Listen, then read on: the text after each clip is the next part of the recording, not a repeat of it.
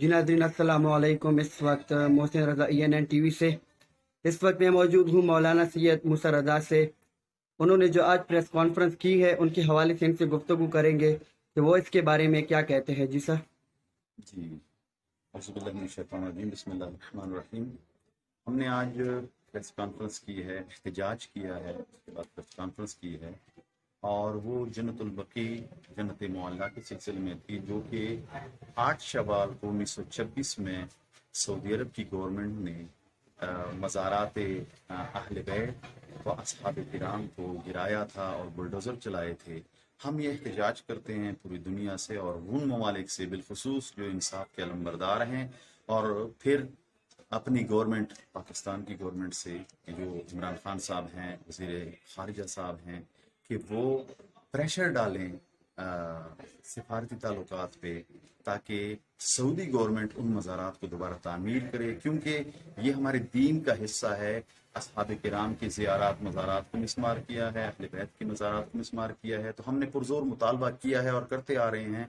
ये फरमान सैयद आगा मौसवी साहब का है कि जिन्होंने हमें इस रास्ते को हमें दिखाया है कि ये जब तक ये तामीर नहीं होंगे आलम इस्लाम में कभी सुकून पैदा नहीं हो सकता।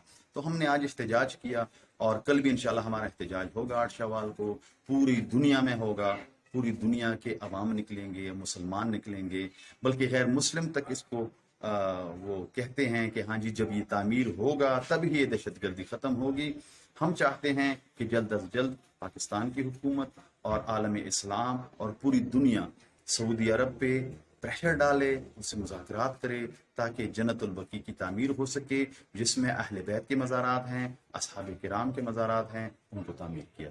सर, तो आपसे दूसरा सवाल ये है कि इस वक्त जो आप प्रेस कॉन्फ्रेंस कर रहे थे, तो ये जन्नतुल बकी के हवाले से, तो आप मोमिनीन को क्या पैगाम देना चाहते हैं? जी, मैं मोमिनीन को ये पैगाम देना चाहता हूँ कि मोमिनीन इकट्ठे हो जाएं।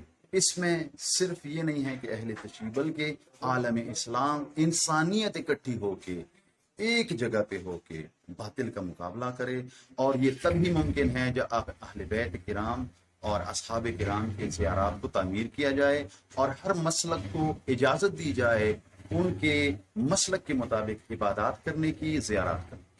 सर, जैसा कि अभी एक वबा आई हुई है कोरोना वायरस, तो उसके हवाले से भी आप आवाम को क्या पैगाम देना चाहेंगे? जी, हम आवाम को ये पैगाम देते हैं कि एक तो SOPs पे अमल किया जाए और जो जो चीज़ें SOPs में हैं उनको बरूकार ला के उस पर अमल किया जाए।